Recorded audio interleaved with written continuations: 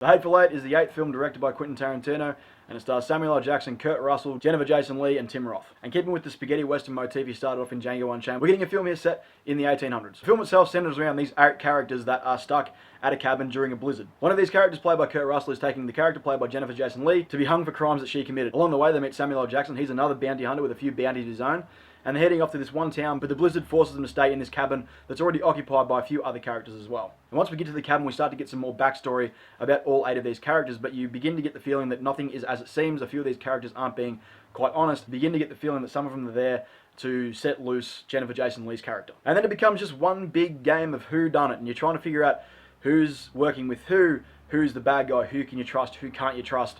And you begin to start like crossing off names of, you know, he is all that he seems, he not quite as much as he seems. And it's really fun for the first couple of hours of this movie before it really does get given away all at once. And that was probably my only real issue with this film. It was just like, I was having fun trying to work out who was who and who was doing what and who was manipulating who, but then all of a sudden, in just one scene, it's all just sort of, oh, okay, it was those guys, and it's all just sort of laid out in front of you and you know what happened. But during those scenes of you finding out who these characters are, you get some just beautiful, just classic Tarantino dialogue. And there's one scene, I will not spoil it, but my god, Samuel L. Jackson is back to his best in a Tarantino role. Best I've seen him in a Tarantino movie since Pulp Fiction.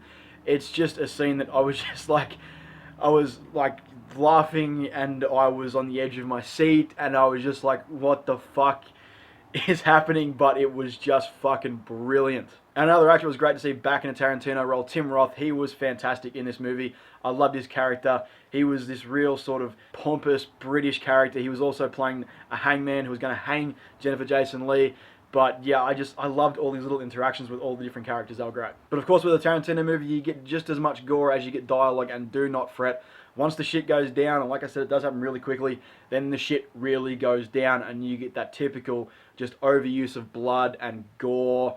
And it oozes classic Tarantino, and I fucking love it. Now, another thing about this movie that people were raving about was how it was shot. It was shot in 70mm film, and unfortunately I had to go to a digital cinema because it's the only one in town, so I couldn't get the full experience. But from what I got, some of these shots are absolutely gorgeous, and at times it was rivaling The Revenant, which I think is one of the most beautifully shot movies of all time. And it's just beautiful use of establishing shots for environment, and that it was gorgeously shot. And even a lot of the interior stuff in the little cabin where they're all staying is really well shot as well. Would have loved to have seen it in full 70mm film, but you can't have it all. And along with looking great, it sounded great. The score provided by, hang on a sec, Ennio Morricone? I think it's Ennio Morricone. Sorry to butcher your name. The score provided by him was just brilliant. I loved it. The establishing shots were great.